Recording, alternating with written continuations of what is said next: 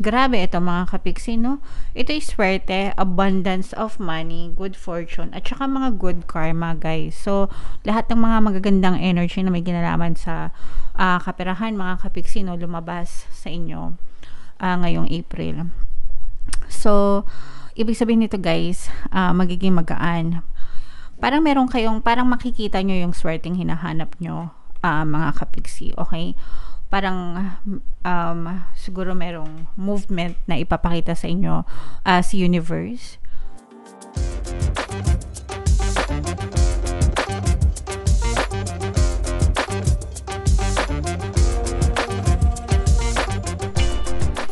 Hello guys, hello Cancer, welcome back to Pinoy Pixie Tarot. Ang pamagat ng episode natin for tonight is Money Money Come to Me. Ito yung ating money reading para ngayong April, guys, para sa Cancer, Sun, Moon, Rising Sign, and Venus. Shuffle ko yung cards, guys, hanapin ko yung energy ng money at saka yung energy ng Cancer.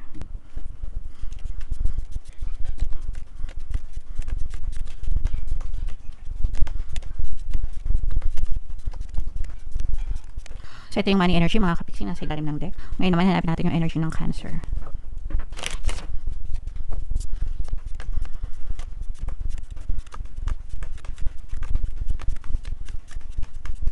Ito, guys. So, Cancer, kayo ay na-represent ng King of Cups sa ating spread. Ito yung combination ng positive and negative energy. General reading lang, mga kapiksi. Pwede mag-resonate. Pwedeng hindi. Comment down below, guys, if feeling nyo naka-resonate kayo sa mga messages para sa inyo, mga kapiksi.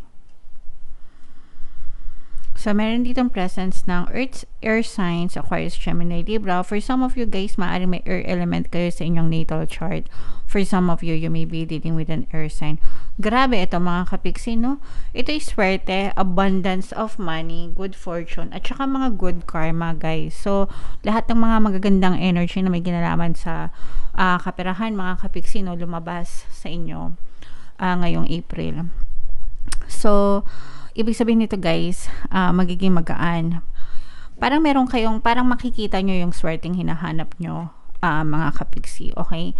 Parang siguro merong movement na ipapakita sa inyo si universe ngayong April. And then, dun sa movement na yon, habang nasa in progress ka, makikita mo yung, parang makikita mo yung daan papunta sa swerte or daan na magdadala ng swerte sa buhay mo, mga kapiksi.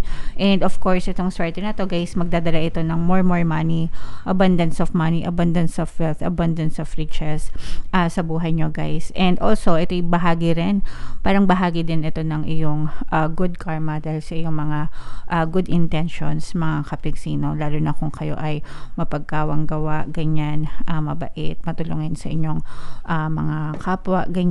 So, parang binibigyan kayo ng rewards ni universe para maging maswerte kayo and mas lalo pa kayong i-bless sa buhay nyo. So, grabe, simula pa lang, guys.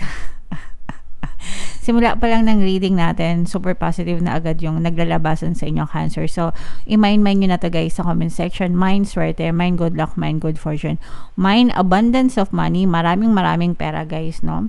And mga good karma, guys, yung nag-aantay sa inyo, mga kapiksi. Maganda yung daloy ng pera sa inyo. And right now, guys, parang nandun kayo sa more on logical approach, no? More on planning, parang may mga bagong kaalaman kayo na natututunan. At the same time, gumagawa din kayo ng mga plano, mga tamang strategies, ganyan, or nag-experiment kayo sa mga strategies para lalo nyo pang mapagyabong, kumbaga, yung mga current na kaperahan nyo, mga kapiksi. So, ituloy-tuloy nyo lang yan, guys, kasi nakikita natin na talagang maganda, tuloy-tuloy yung magandang daloy ng pera sa buhay nyo, guys.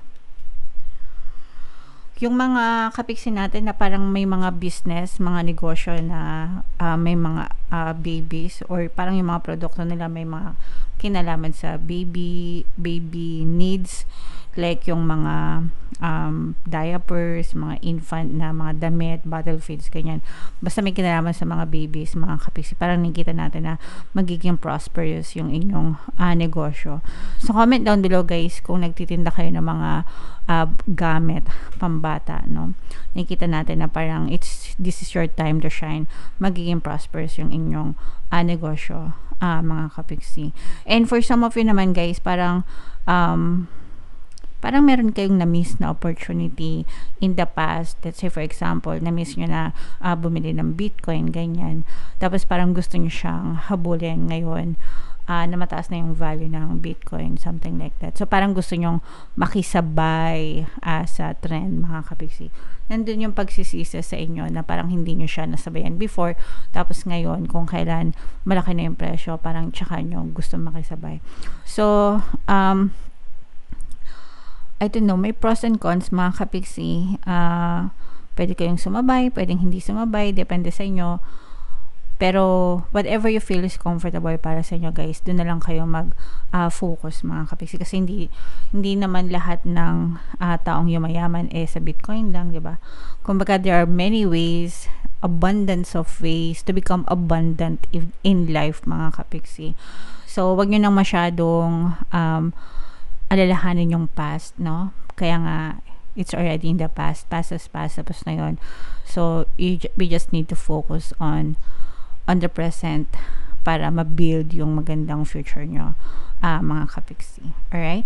For some of you na nag-i-struggle, kung meron mga kapiksi tayo na nag-struggle, financial struggle, kasi yung iba sa inyo parang medyo struggle sa kaperahan, you don't need to worry because merong tao na tutulong sa inyo, magbibigay sa inyo ng financial aid, or yung iba sa inyo guys, literal na baka makatanggap kayo ng mga ayuda, no? Hindi ko alam kung may mga paayuda pa sa mga panahon ngayon, pero yung iba sa inyo pwedeng makatanggap kayo ng financial aid or paayuda. Pwedeng sa kamag-anak din ito, mga kapiksi, na parang financial support or financial assistance sa inyo guys. Alright?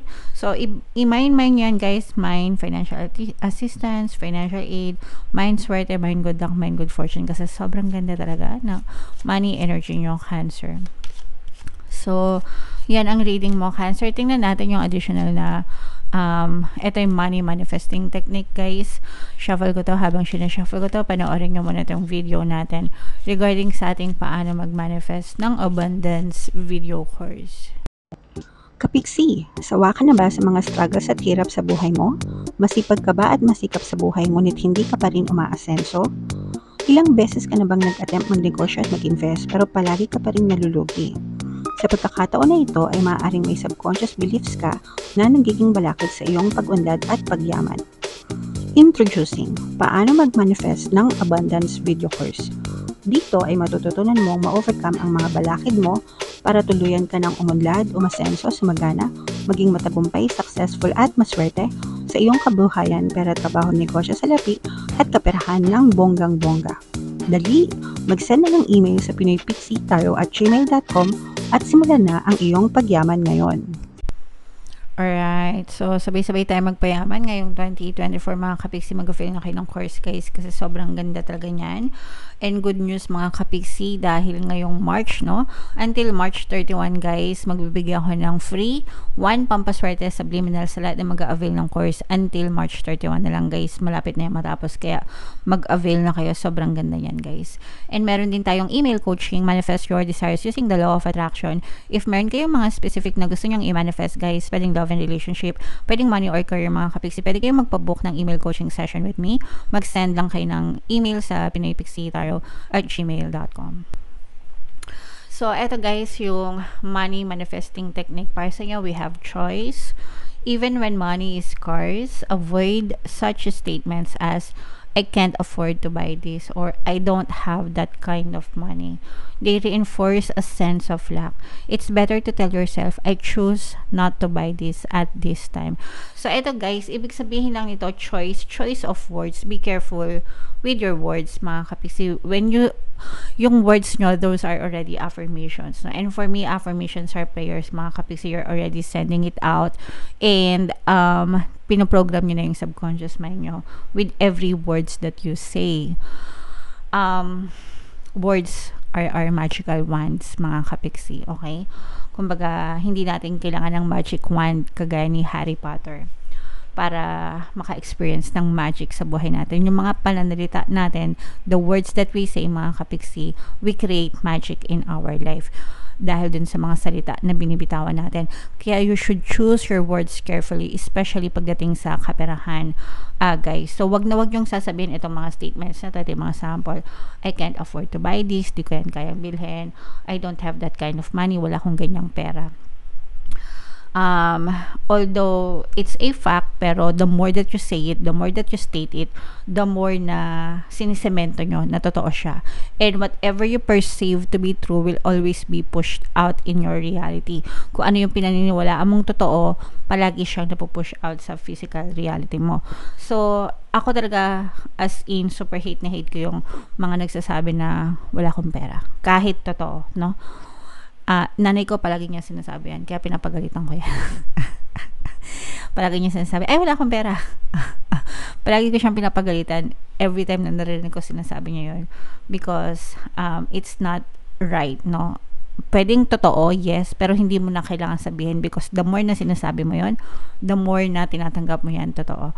So, instead na say those words, imbis na sabihin mo yan, pwede mo namang i-rephrase yung mga salita na sinasabi mo, and and instead i-replace mo siya ng mga money affirmations like money come to me, palagi ako may pera, palagi ako nagkakapera, ganyan, at kung ano-ano pa, mga kapiksi. Okay, marami akong mga money affirmations na sinishare sa inyo, so kayo na lang yung mamili.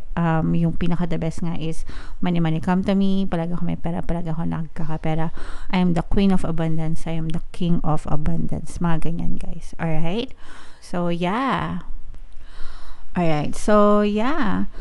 Comment down below, guys, if naintindihan nyo. Sana naintindihan nyo. It's just a matter of choosing the right words to say. Whether it's true or not, ang importante is mag-ingat kayo sa mga salita na binibitawan nyo.